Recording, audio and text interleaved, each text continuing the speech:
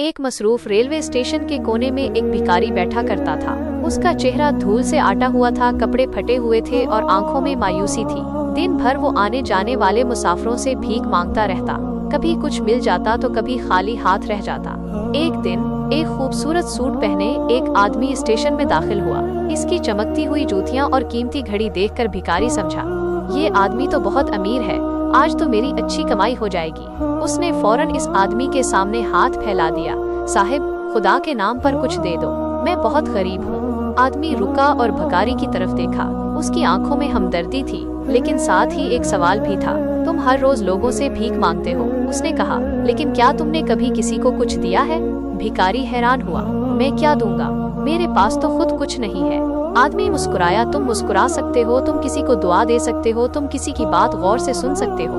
देना सिर्फ पैसे देने का नाम नहीं है। ये सुनकर भिखारी खामोश हो गया। उसने कभी इस तरह नहीं सोचा था, वो तो हमेशा लेने का आदी था।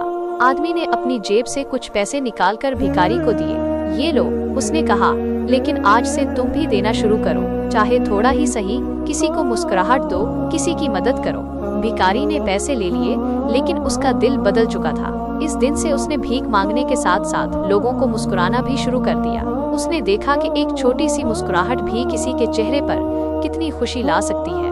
वक्त गुजरता गया और भिखारी बदल गया। उसने लोगों से भीख मांगना कम कर दिया और उनकी मदद करना शुरू कर दी।